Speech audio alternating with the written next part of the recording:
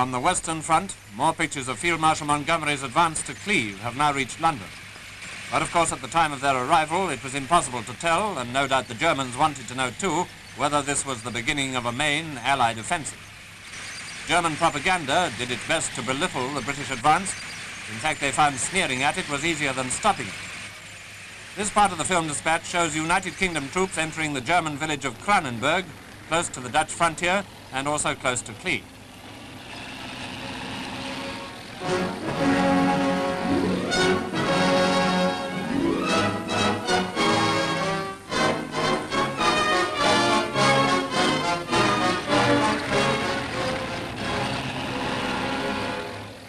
It was at this time that German opposition grew stronger, and our air reconnaissance reported that enemy movements eastward from the Rhine had gone into reverse. And of course, that's just what the Allies mean by war on two fronts.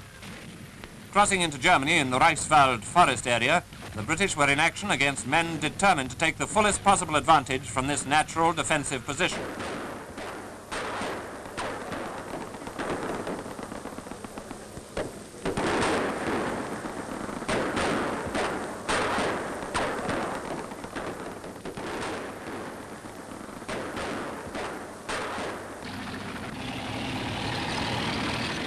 Right through the forest, however, the enemy were pressed back, our troops advancing along the roads and tracks, while patrols went forward on each flank.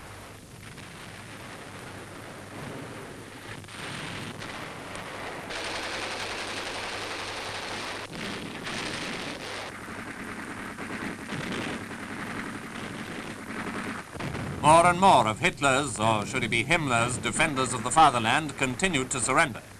Officially, they were nobly defending their country inch by inch and fighting to the last drop of blood. In fact, many of them had realized that the game was up and wisely decided to save their own skins. Monty, seen with General Crerar commanding the Canadians, reported that the battle was going quite nicely, but that mud was reducing the speed of the advance. However that may be, United Kingdom and Canadian troops had already done very well indeed in the opening phase of Monty's push. The concentrated attack on a narrow front against a vital point which the Germans dare not lose, that was the true Montgomery touch. The advance of the Canadians towards Goch, right-wing fortress of the Siegfried Line, had badly shaken the Huns, large numbers of whom decided to take the easy way out on this sector too.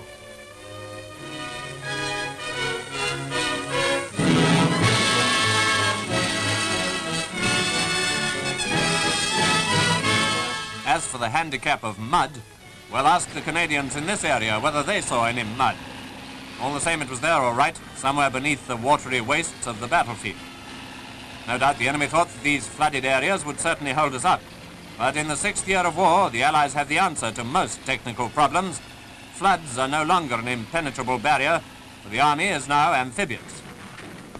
The capture of Cleve by the British marked the end of one phase of Monty's push.